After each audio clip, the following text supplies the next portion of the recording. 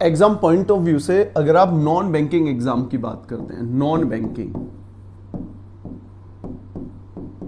तो you can easily expect 1 to 2 question, minimum 1 to 2 question from this particular budget.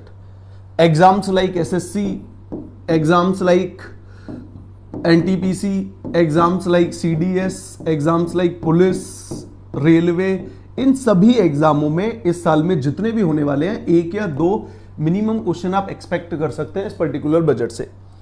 जहां तक banking examinations की बात है, वो एग्जाम जहां पे बैंकिंग से रिलेटेड एग्जाम है, for example SBI PO, IBPS PO, LIC, RRBs, regional rural banks, और आपका RBI even be grade, you में एक्सपेक्ट मिनिमम 2 to 5 क्वेश्चन, 2 से 5 क्वेश्चन सर इस 2024 के बजट से ही मिलेंगे। यहां पे 2 तरीके की बातों को हमें ध्यान रखना है। पहला, बजट का स्टैटिक कॉन्सेप्ट। बजट होता क्या है? बजट पार्लियामेंट में ही क्यों प्रेजेंट किया जाता है, पार्लियामेंट की लोकसभा में क्यों प्रेजेंट किया जाता है, फिस्कल डेफिसिट क्या होता है, रेवेन्यू डेफिसिट क्या होता है। तो बजट का एक कॉन्सेप्ट वाला पार्ट है। और दूसरा पार्ट है इस बार के बजट में गवर्नमेंट क्या क्या प्रोविजन लेके आई है, क्या क्या नई स्कीम लेके आई है, सरकार के पास पैसे कहां से आ रहे हैं और सरकार पैसा खर्च कहां से कर रही है। एक और इंपॉर्टेंट पॉइंट है जो बच्चों को पता होना चाहिए कि बजट में सरकार का ऑब्जेक्टिव क्या है, सरकार पैसे को खर्च कहां करना चाहती है।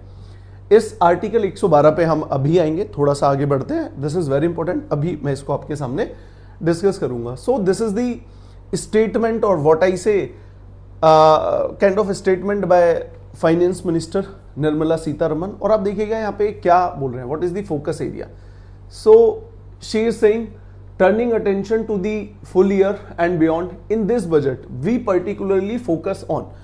बजट में सरकार का उन्हीं मुद्दों में फोकस है जो इलेक्शन का मेन, आप मान के चलिए मेन मुद्दे थे, जिन मुद्दों पे इलेक्शन लड़ा गया, या देश के सामने अभी जो जो मेन चैलेंज है, इस बजट में उन सभी मुद्दों को एड्रेस करने की सरकार की तरफ से कोशिश की गई है। उदाहरण के तौर पे आप देखिए, particularly there is a focus on employment, लोगों को रोजगार मिले। आज अगर हम देखते हैं देश के सामने one of the major issue is unemployment, और अनएम्प्लॉयमेंट में भी एजुकेटेड लोग ज्यादा अनएम्प्लॉयड है। तो यहां पे सरकार उनके लिए क्या कर रही है, एम्प्लॉयमेंट, स्किलिंग, कैसे लोगों का हम स्किल डेवलप करें। एमएसएमई, ये एमएसएमई टर्म हम कई बार सुनते हैं। एमएसएमई देख ली होता क्या है, micro small and medium enterprise. जो बड़ी कंपनियां हैं, अगर सरकार उनको सपोर्ट ना भी करे वो फिर भी अपना काम चला लेती हैं, लेकिन ये जो छोटे उद्योग हैं, मध्यम उद्योग हैं, उनको सरकार की कांस्टेंट सपोर्ट चाहिए। इस बदलते इंटरनेशनल ऑर्डर में किसी भी देश में कुछ चेंजेस आते हैं, सरकार कोई नया लॉ लेके आती है, सबसे पहले जो इफेक्ट पड़ता है एमएसएमई पे पड़ता है। तो इन्होंने बोला है एमएसएमई पे हमारा स्पेशल ध्यान है। एक और बात आपको ध्यान रखनी है, भारत में सबसे ज्यादा रोजगार ये एमएसएमई देती है। तो अगर इन एमएसएमईज की हेल्थ सही रहेगी तो यहां पे अच्छा खासा रोजगार मिलेगा। एक और बात है, एक व्यक्ति अनएम्प्लॉयड है और यहां पे बड़ी बड़ी फॉर्मल कंपनीज हैं, इन दोनों के बीच का जो ब्रिज है इसको पूरा करती है एमएसएमई। एमएसएमई में आप देख के चलिए, अगर एक व्यक्ति के पास कम स्किल भी है तो भी उसको जॉब एमएसएमई में मिल जाती है। एमएनसीज और बड़े कॉर्पोरेट उसको जॉब नहीं देते हैं। तो एमएसएमईज एक ब्रिज है इवन लोगों के स्किल डेवलपमेंट की डायरेक्शन में भी। तो यहाँ पे फोकस है एमएसएमई। एक और फोकस सरकार ने बोला है मिडिल क्लास। आप देखिए, अगर किसी भी देश में जो अमीर तबका है, अगर सरकार उसको सपोर्ट ना भी करे तो उसकी स्थिति सही है, उसको कोई जरूरत नहीं है सरकार की सपोर्ट की। और बाय लार्ज अगर आप देखेंगे, जो लोअर क्लास है, सभी सरकारों का ऑब्जेक्टिव उधर तो होता ही है, उनके बेनिफिट के लिए तो होता ही है। यहां पे ये देखा गया है कि ये जो मिडिल क्लास है, ना तो इनके ऊपर इनके पास इतने पैसे होते हैं कि ये सारी सुविधाएं खुद ये खुद अरेंज कर पाए, और कभी कभी सरकार की स्कीम्स का भी इनको इतना बेनिफिट नहीं मिलता है। उदाहरण के तौर पे आप देखिए, फॉर एग्जांपल, अगर किसी आप देखिए इंश्योरेंस में अगर आप देखेंगे तो हमारे देश में जो गरीब व्यक्ति है उनको हेल्थ इंश्योरेंस सरकार देती है। लेकिन अगर आपकी इनकम एक थ्रेशोल्ड से ज्यादा है, अगर आप 20-25-30 हज़ार रुपए महीने का कमाते हैं, तो यहां पे तुम्हारे पास इतना पैसा नहीं है कि तुम बड़ा अमाउंट हेल्थ के इंश्योरेंस में खर्च कर पाओ, और तुम इतने गरीब भी नहीं हो कि सरकार तुम्हें बेनिफिट दे। तो कहीं ना कहीं मिडिल क्लास पीछे रह जाती है। तो यहां पे एक मेजर एम्फेसिस है मिडिल क्लास को लेके। अच्छा, इस बार इन्होंने बोला है कि हम 5 नई स्कीम लेके आए हैं, इनको हम देखेंगे यहाँ पे क्या क्या किया जा रहा है। इसके बाद इन्होंने बोला है कि हम कोशिश कर रहे हैं 4 करोड़ 10 लाख यूथ को हम अगले 5 साल में उनका हम स्किल करेंगे और उनको अदर अपॉर्चुनिटी देंगे। कैसे होगा कैसे नहीं आगे इस बजट में देखेंगे। सो this is the core statement. Now budget पढ़ने से पहले वो लोग जिनकी बजट की पहली क्लास है आज से पहले, जिन्होंने बजट के बारे में ज्यादा कुछ नहीं पढ़ा है, बेसिक एक मोटा मोटा आप यहां पे डेटा देखें। सरकार ने बोला है इस बार हम जो खर्च करने जा रहे हैं, अगर आप सरकार का यहाँ पे खर्चे का डेटा देखेंगे तो सरकार बोल रही है जितना भी पैसा हम खर्च करने जा रहे हैं इस बार वो है लगभग तुम्हारा 48,21,000 करोड़ सरकार खर्च करेगी। टोटल ये खर्चा है। अगर एग्जाम पॉइंट ऑफ व्यू से हम फर्दर पढ़ते हैं, जो भी खर्चा होता है उसको हम दो पार्ट में डिवाइड करते हैं। एक होता है नॉन डेवलपमेंटल, टेक्निकली इसको हम रेवेन्यू भी बोलते हैं, और दूसरा होता है तुम्हारा डेवलपमेंटल, ऐसा खर्चा जिससे देश में डेवलपमेंट होता है, इसको हम कैपिटल एक्सपेंडिचर भी बोलते हैं। इन दोनों में क्या डिफरेंस है कभी पढ़ेंगे। आप मान के चलिए एक खर्चा है जो आपके करंट स्टेटस को मेंटेन करने के लिए हो रहा है, एक ऐसा खर्चा है जिससे फ्यूचर में पैसा आएगा, फ्यूचर में ग्रोथ आएगी। तो फ्यूचर में जहां पे पैसा लगा के ग्रोथ होगी डेवलपमेंट, वो डेवलपमेंटल खर्चा, और अभी किसी देश को चलाने के लिए जो खर्चा है वो नॉन डेवलपमेंटल। सरकार ने बोला है हमारा टोटल खर्चा है 48,21,000 करोड़ हम खर्च करेंगे इस बार के बजट में। अब पैसा खर्च करेंगे तो कहीं ना कहीं से तो आएगा, 48,21,000 करोड़ कहीं से तो अरेंज करना है, ये बड़ा क्वेश्चन है। अब आप देखिएगा यहां पे सरकार क्या प्रॉमिस कर रही है, इस पैसे को सरकार कहां से लेके आएगी। तो सरकार के पास इसमें टैक्स से आएगा सिर्फ 25, मोटा मोटा मान के चलो 26 लाख करोड़ तो आ गया टैक्स से, लेकिन सर 48 लाख करोड़ अभी चाहिए, कम से कम 42 लाख करोड़ की कमी है, ये पैसा कहां से लोगे। इसमें से फर्दर तुम देखोगे सरकार के पास कुछ इनकम के सोर्सेस टैक्स के अलावा भी हैं। उदाहरण के तौर पे मैं तुम्हें दे दूं, जैसे प्रॉफिट। अब आप बोलोगे सर सरकार तो व्यापारी थोड़ी ना है, सरकार कैसे पैसे कमाएगी। यस, सरकार व्यापारी भी है, बहुत सारी हमारी सरकारी कंपनी है, पीएसयूज है। उदाहरण के तौर पे आपने एनटीपीसी सुना होगा, ओएनजीसी सुना होगा, ये जितनी भी है, या एक एग्जांपल भी ले लो, सरकार की ऑर्गेनाइजेशन है, अगर ये प्रॉफिट में है तो ये पैसा सरकार को देती है, वहां से भी कुछ पैसा आएगा। मिला जुला के टैक्स और अदर सोर्सेज को मिला जुला के और थोड़ी बहुत एसेट बेच के सरकार के पास पैसा इकट्ठा हो जाएगा 32 लाख करोड़ के आसपास। लेकिन खर्चा सरकार ने कितना बोला है, 48 लाख करोड़, 16 लाख करोड़ का तो अभी भी गैप है, ये पैसा कहां से आएगा। तो ये जो लोग पहली बार ये डेटा सुन रहे हैं, जान के आपको हैरानी होगी, इतना सरकार कर्जा लेगी, कर्जा लेके ये पैसा खर्च करेगी। यानी कि अगर आप आज 2024 में हमारे देश की फाइनेंशियल कंडीशन देखें तो हमारे पास जितना खर्चा करना है, मान लीजिए इतना है, इनकम का सोर्स सिर्फ इतना है, ये जो बीच का गैप है ना, ये हम कर्जा लेके पूरा करते हैं। फर्दर हम जब आगे बढ़ेंगे, ये चीज एक स्मार्ट बच्चे के मन में क्वेश्चन आ रहा होगा कि सर इतना ज्यादा जब कर्जा आ रहा है, ये पैसा आप खर्च कहां पे कर रहे हैं। बिल्कुल सही बात है, अगर इस पैसे को हम डेवलपमेंट के लिए खर्च कर रहे हैं लोन पे लेके, कोई दिक्कत नहीं है, लेकिन अगर इस पैसे को हम बर्बाद कर रहे हैं फ्री की चीजें बांट के, और वो भी उन लोगों को जिन लोगों को जरूरत नहीं है, तो ये देश के ऊपर कर्जा क्रिएट करने वाली स्थिति है। अब आप देखिए इतना बड़ा कर्जा हम ले रहे हैं, हर साल के बजट में ले रहे हैं। आजादी से लेके लगभग शुरू के अगर आप 20 साल छोड़ दें तो पिछले 30-40 सालों में सभी सरकारें कर्जा ले लेके देश के ऊपर पैसा खर्च कर रही है। अब यहां पे आपके मन में एक सवाल आ रहा होगा, तो सर हमारे देश के ऊपर तो ब्याज की देनदारी बहुत ज्यादा होगी। अभी आपको पता चलेगा हमारे देश में जितने लोगों ने इनकम टैक्स पे किया है, इमेजिन कीजिए इस देश में करोड़ों लोग इनकम टैक्स पे करते हैं, वो सारा का सारा इनकम टैक्स का पैसा सिर्फ हमारे देश के ब्याज की पूर्ति कर सकता है। आगे डेटा मैं आपके सामने डिस्कस करूंगा। तो कभी भी बजट या देश की स्थिति के पीछे जब भी आप कोई एक ओपिनियन डेवलप करें, अच्छे से पढ़ें, स्टडी इसको करें। तो ये 3-4 डेटा आप सभी को पता होना चाहिए था कि 48 लाख करोड़ सारा खर्चा है, 25 लाख या 26 लाख करोड़ मान लो टैक्स से आएगा, बाकी अदर सोर्सेज या थोड़ी बहुत एसेट को बेच के 32 अरेंज हो जाएगा, 16 का गैप है। ये 16 का गैप कहां से आएगा, सीधा डेट से आएगा, कर्जे से आएगा। ठीक है, आगे चलते हैं। अच्छा, इसी कर्जे को हम फिस्कल डेफिसिट के नाम से जानते हैं, आगे पढ़ेंगे, इंपॉर्टेंट कॉन्सेप्ट है, अभी समझ में ना आए तो रट लो। फिस्कल डेफिसिट इस बार 4.9 है, कम होना चाहिए, टारगेट रखा है अगले साल 4.5 का। आगे हम इसको डिस्कस करेंगे, कमेंट में आप अपने डाउट डाल सकते हैं if you are having any. Now अब ये एक मुद्दा चलता ही है, बहुत सारे बच्चे को ये समझ में नहीं आता है, सर ये बताइए कि what is a difference between interim budget and a general budget. एक बड़ा डिफरेंस होता है। अगर मैं आपको एक सिंपल सी लैंग्वेज में इसको समझाऊं, इस बार कुछ बच्चों के मन में, अगेन अगर आप अच्छे से पढ़ाई कर रहे हैं तो आपके मन में एक सवाल आना चाहिए कि सर फेब में तो सरकार ने बजट प्रेजेंट किया ही था, फरवरी 2024 में तो सरकार ने बजट प्रेजेंट किया था, अब जुलाई में दोबारा क्यों, जुलाई 2024 में दोबारा क्यों?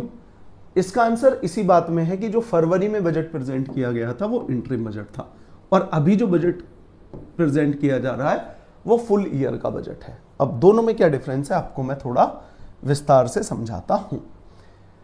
उदाहरण के तौर पे आप मानिएगा, अभी हम किस फाइनेंशियल ईयर में बैठे हैं? अभी हम बैठे हैं, या फरवरी में कौन सा फाइनेंशियल ईयर था? तो फरवरी में था 2023-2024 फाइनेंशियल ईयर था। 2024 फाइनेंशियल ईयर चला 31 मार्च तक, और बजट प्रेजेंट हुआ जस्ट फाइनेंशियल ईयर खत्म होने से पहले। अभी हम किस फाइनेंशियल ईयर में हैं? 2024-2025 फाइनेंशियल ईयर में है। ठीक है जी, 1 अप्रैल से स्टार्ट हो गया, 1 अप्रैल से। अब देखिए होता क्या है, जब फरवरी में बजट प्रेजेंट किया जाता है वो अगले पूरे साल के लिए होता है। मान लीजिए जब फरवरी 2024 में बजट, अगर फुल बजट प्रेजेंट होता तो वो 1 अप्रैल 2024 से तो स्टार्ट होता और 31 मार्च 2025 तक चलता, अगले 12 महीने का पूरा लेखा जोखा उसमें था। लेकिन यहां पे अब एक बच्चे के मन में डाउट आएगा कि सर मई में तो इलेक्शन थे, उनका रिजल्ट जून में आ गया, यानी कि अगर बीजेपी की सरकार फरवरी में बजट प्रेजेंट करती पूरा साल का और इलेक्शन के बाद वो पावर में नहीं आते, तो क्या अगली जो सरकार थी उसको बीजेपी के खर्चों को मानना होता? वो क्यों माने? भाई बात आपको समझ में आई ना?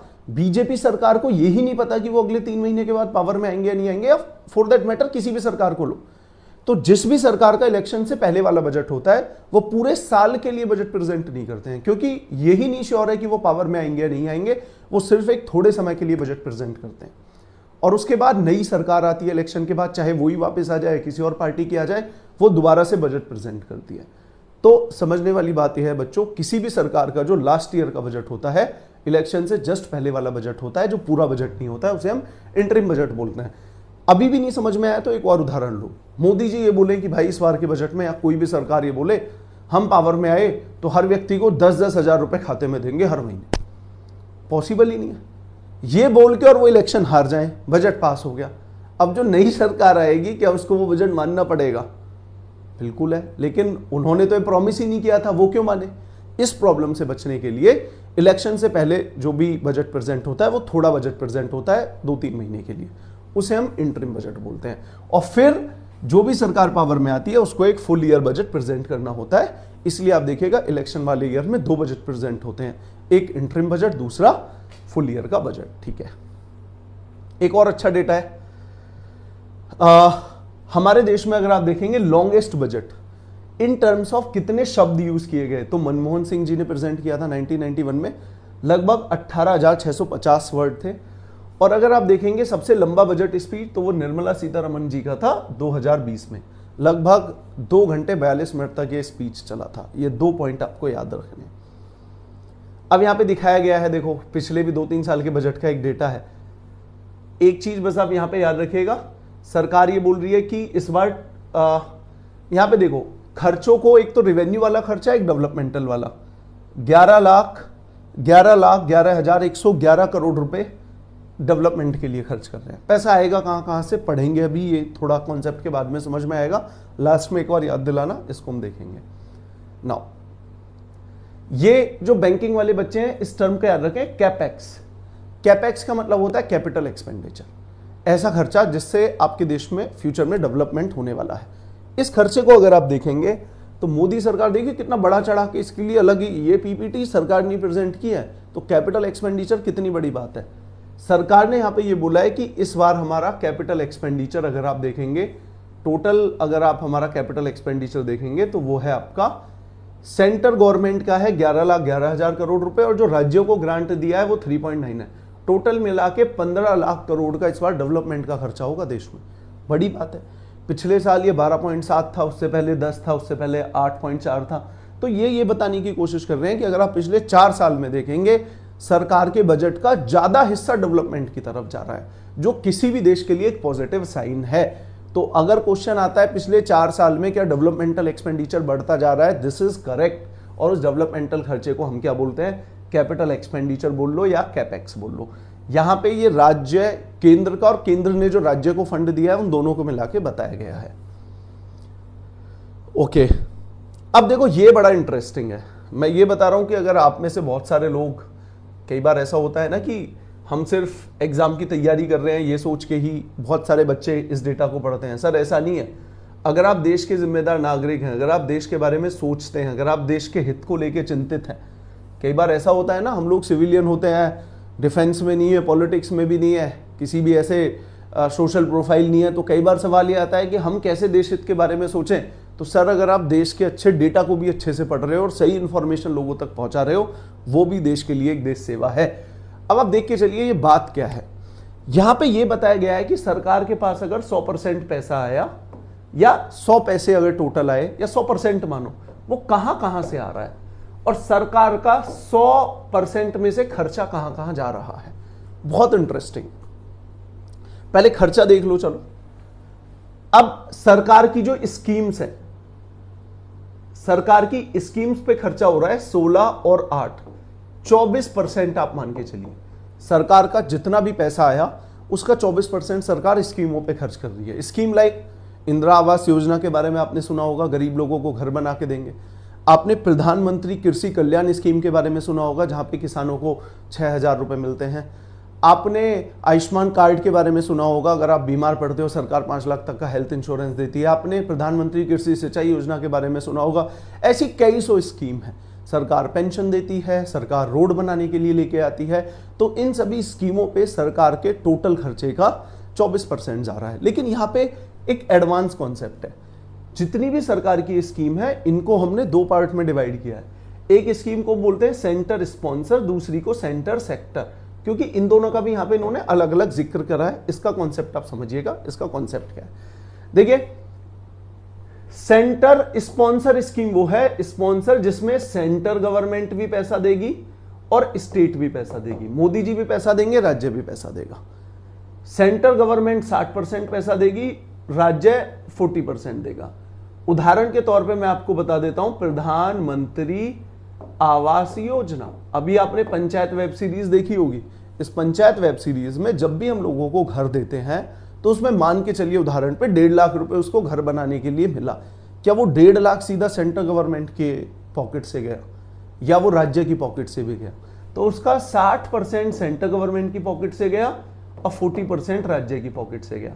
तो मान लीजिए अगर 1.5 लाख रुपए एक व्यक्ति को मिले, 90,000 सेंटर से आए और 60,000 राज्य से आए। अब यहाँ पे एक बड़ा यहाँ पे पॉलिटिकल डिस्कशन होता रहता है और मुझे लगता है कहीं ना कहीं वो बात भी सही है। स्कीम का नाम क्या है? प्रधानमंत्री। सेंटर गवर्नमेंट को इंडिकेट कर रहे हैं, लेकिन पैसा तो राज्य का भी जा रहा है। अब भाई राज्य का पैसा खर्च हो रहा है, लेकिन राज्य को रिकॉग्निशन कैसे मिला? राज्य को तो यहाँ पे रिकॉग्निशन मिला ही नहीं।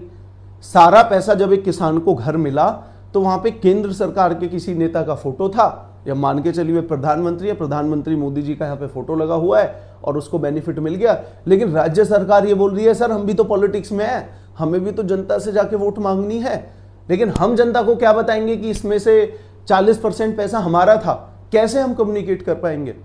तो कुछ लोगों ने सजेस्ट किया इस तरीके की स्कीम का नाम ऐसा कुछ इनोवेटिव रखो, प्रधानमंत्री मुख्यमंत्री योजना। तो पता चले कि एक राज्य में मोदी जी प्रधानमंत्री हैं और उस राज्य के मुख्यमंत्री का भी फोटो है, तो वो उस स्कीम को अच्छे से इंप्लीमेंट करेगा। एडवांस कॉन्सेप्ट था, कभी डिस्कशन करेंगे।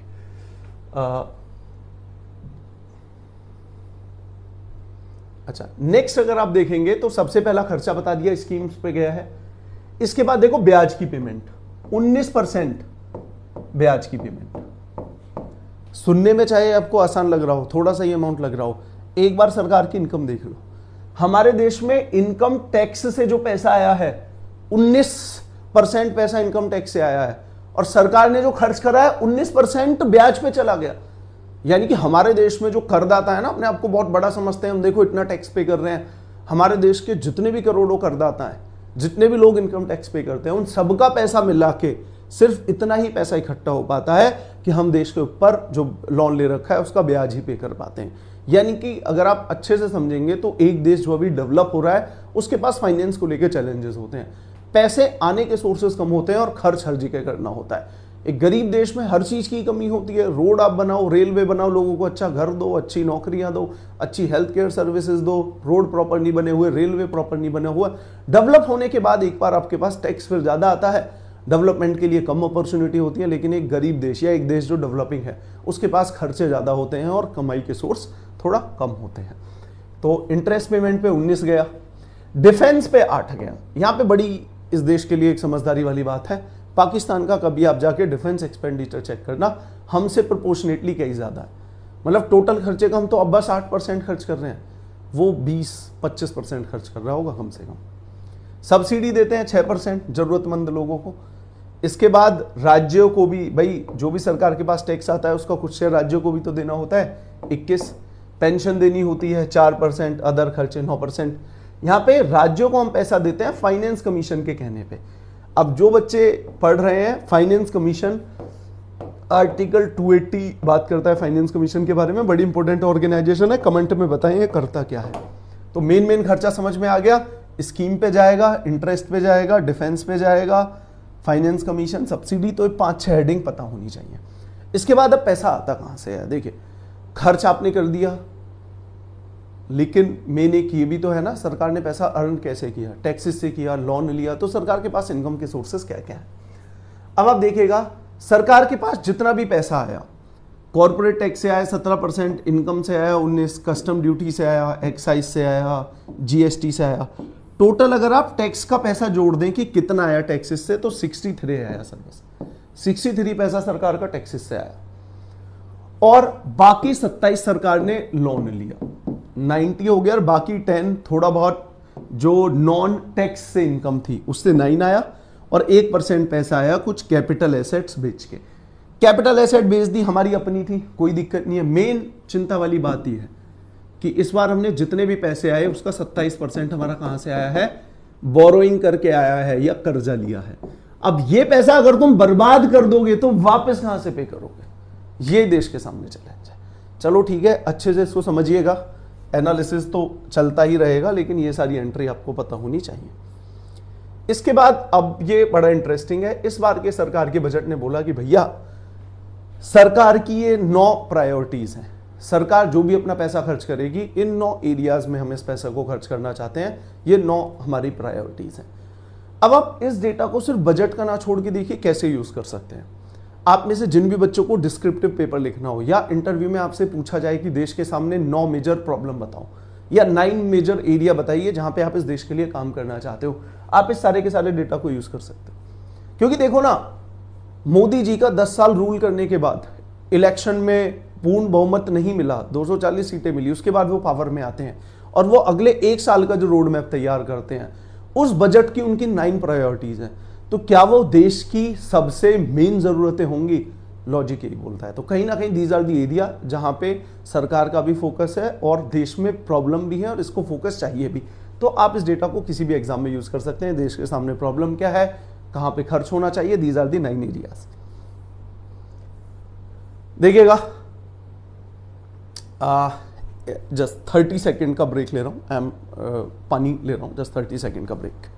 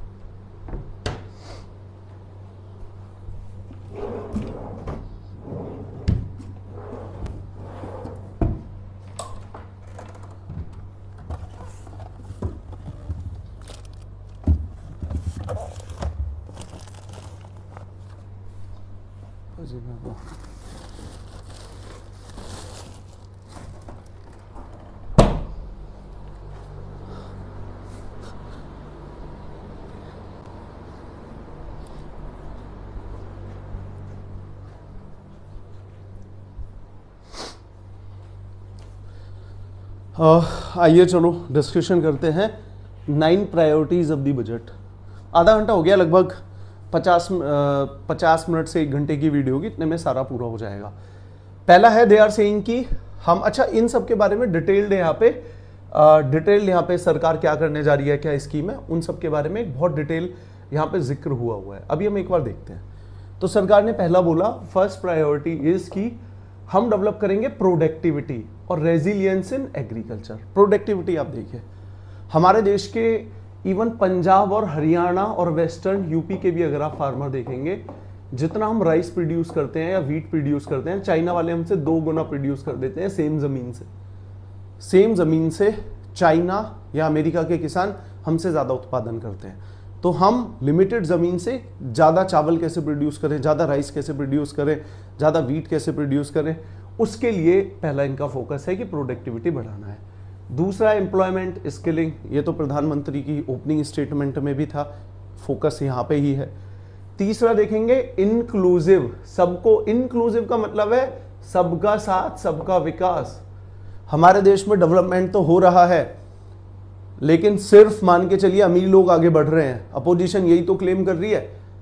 अपोजिशन का क्लेम ये है कि ये जो आप जीडीपी को बढ़ा रहे हो, अडानी और अंबानी की तो जीडीपी बढ़ रही है, वो तो अमीर हो रहे हैं, गरीब लोग कैसे बढ़ेंगे। तो सरकार इस बार अपना थीम लेके आई है, हमारा फोकस है inclusive development, inclusive human resource development, सबको साथ लेके चलना है।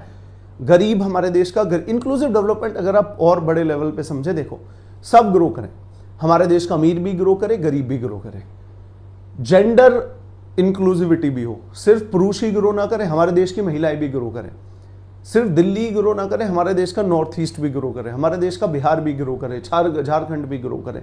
तो ये इंक्लूसिव डेवलपमेंट है, सबका साथ सबका विकास, सभी धर्म के लोगों का ही नहीं, सभी जेंडर के लोगों का, सभी इलाके के लोगों का, सबका विकास होना चाहिए। सोशल जस्टिस, सामाजिक न्याय हमें देना है। बहुत सारे ऐसे लोग हैं जिनके साथ सामाजिक न्याय नहीं हो रहा है, सामाजिक अन्याय होता है। तो यहाँ पे सरकार का मेन ऑब्जेक्टिव है महिलाएं, जिनको अब तक दबा के रखा गया, SC ST, जिन लोगों को आज तक अभी तक अपना प्रॉपर हक नहीं मिला। तो यहाँ पे हमें क्या करना है, सामाजिक न्याय भी देना है। देखेंगे सरकार किस तरीके की स्कीम से इसको एंश्योर कर रही है। मैन्युफैक्चरिंग को प्रमोट करना है, सर्विसेज को प्रमोट करना है, अच्छी बात है। अर्बन डेवलपमेंट बिल्कुल सही है। हमारे देश में अगर आप देखेंगे अर्बन प्लानिंग को लेके मेजर इशू है। शायद भारत दुनिया के कुछ ऐसे देशों में से है, ये बात सही भी है कि हमारे देश में 5 स्टार होटल्स हैं, 7 स्टार होटल्स हैं, और जब आप उन 7 स्टार होटल में रहते हो, आपको वर्ल्ड की बेस्ट आपको सर्विसेज मिलती हैं। दुनिया के बेस्ट होटल में आपको जैसी सर्विसेज मिलती हैं, ऐसी हमारे देश के 7 स्टार होटल में आपको सर्विसेज मिलती हैं। लेकिन जब आप उस 7 स्टार होटल से विंडो से बाहर निकल के देखते हैं, तो आपको एक स्लम नजर आता है, आपको झोपड़पट्टियां नजर आती हैं। आपको देखने को मिलेगा कि वहां पे एक व्यक्ति एक झोपड़पट्टी में रह रहा है, जिसके पास शायद सैनिटेशन की भी, सेफ ड्रिंकिंग वाटर की भी, क्लीन ड्रिंकिंग वाटर की भी, बेसिक हाइजीन की भी वहां पे व्यवस्था नहीं है। तो एक तरफ तो वर्ल्ड के बेस्ट होटल है, दूसरी तरफ हमारे देश के शहरों में झुग्गी झोपड़ियां। तो यहाँ पे urban development one of the major area है, जिसको सरकार ने बोला कि हमें प्रायोरिटी इस बार के बजट में है। फिर एनर्जी सेक्टर है, एनर्जी, बिजली, fuel, infrastructure, road, railway, expressway, port, कैसे कनेक्टिविटी करें। देखिए, जिस देश में जितना अच्छा इंफ्रास्ट्रक्चर होगा, जैसे नितिन गडकरी जी एक स्टेटमेंट बड़ी बोलते हैं कि वो बोलते हैं कि कुछ लोग मेरे ऐसे आके बोलते हैं कि अमेरिका अमीर है इसलिए वहाँ पे बड़े अच्छे रोड हैं। तो नितिन गडकरी जी ये बोलते हैं कि मैं ये बोलता हूँ कि अमेरिका में रोड अच्छे हैं इसलिए अमेरिका अमीर है। तो जिस भी देश में जितना अच्छा इंफ्रास्ट्रक्चर होगा, इतनी ज़्यादा इकोनॉमिक प्रॉस्पेरिटी होगी, लोगों का पीपल टू पीपल कॉन्टैक्ट ज़्यादा होगा, उस देश में टूरिज्म प्रमोट होगा, और भी बहुत सारी सर्विसेज उस देश को मिलेंगी। इनोवेशन पे ध्यान देंगे, और नेक्स्ट जनरेशन, अगली जनरेशन के लिए जो फ्यूचर हमें रिफॉर्म चाहिए, उस पर भी उन्होंने बोला हम ध्यान देंगे। ठीक है, अब यहाँ पे अगले 20 मिनट में खत्म हो जाएगा। मेन है, जिस भी सेक्टर में अभी हमने बात करी, उसमें 2-4 इन्होंने स्कीम अनाउंस की हैं, कुछ ही मेजर डेटा लेके आया है, इसके बारे में अभी हम देखते हैं। तो यहाँ पे सरकार ने बोला कि एग्रीकल्चर में हम क्या करेंगे। इन्होंने बोला सबसे पहले हम अगर टोटल खर्चा देखें, 1,52,000 करोड़ रुपए हम खर्च कर रहे हैं एग्रीकल्चर और उसके सहयोगी सेक्टर के लिए। 1,52,000 करोड़ का खर्चा है, अच्छा खासा बजट एलोकेशन है। अब उसको कितना इफिशिएंटली ब्यूरोक्रेट खर्च कर पाएंगे वो देखना होगा। तो यहाँ पे कहाँ पे खर्च जा रहा है, 109 हाई यील्ड वैरायटी की क्रॉप के लिए हम खर्च करेंगे। अभी मैंने बताया ना, कुछ ऐसे बीज आएंगे हाइब्रिड बीज, कुछ ऐसी हम जेनेटिक इंजीनियरिंग करेंगे या कुछ भी करें, उन बीजों को अगर आप लगाएंगे तो आपकी फसल की प्रोडक्टिविटी ज्यादा होगी, हाइल्ड वैरायटी के बीज। और इन्होंने एक और चीज बोला, क्लाइमेट रेजिलियंट 32 वैरायटी, यानी कि 32 फसलों के हम क्लाइमेट रेजिलियंट सीड्स बनाएंगे। अभी क्लाइमेट रेजिलियंट क्या है? क्लाइमेट चेंज हो रहा है दोस्तों, तो क्या हम ऐसा कर सकते हैं कुछ ऐसे बीज जो कम बारिश में भी उत्पादन दे पाए, ज्यादा गर्मी में भी उत्पादन दे पाए। तो क्लाइमेट चेंज हो रहा है, पर्यावरण में बदलाव आ रहा है, हमारी एग्रीकल्चर को भी उसके लिए तैयार होना होगा। आगे गर्मी बढ़ रही है, पानी कम हो रहा है, तो क्या हम कुछ जेनेटिक इंजीनियरिंग करके ऐसा कुछ कर पाएंगे? तो यहाँ पे ये ऐसा कुछ करने की कोशिश कर रहे हैं, कैसे करेंगे वो पढ़ना होगा। 1 करोड़ फार्मर्स को नेचुरल फार्मिंग की सर्टिफिकेशन और ब्रांड देंगे। देखिए ये हमारे देश में एक बहुत बड़ा मुद्दा है। आप में से भी बहुत सारे लोग कभी ऑर्गेनिक प्रोडक्ट लेके आए होंगे, ऑर्गेनिक पोटैटो लेके आ रहे हैं, लेकिन आपको ये कैसे पता कि वो ऑर्गेनिक है? एक छोटा सा स्टिकर चिपका दिया, क्या उससे वो ऑर्गेनिक होता है? तो हमारे देश में कुछ लोग जो पेस्टिसाइड यूज नहीं करते, फर्टिलाइजर यूज नहीं करते, किसान, उनके सामने मेजर चैलेंज यही है कि वो ऑर्गेनिक प्रोड्यूस तो करते हैं लेकिन उसका सर्टिफिकेशन और ब्रांडिंग में दिक्कत आती है। तो यहां पे सरकार उसके लिए प्रोविजन लेके आ रही है, तो that's a very good step.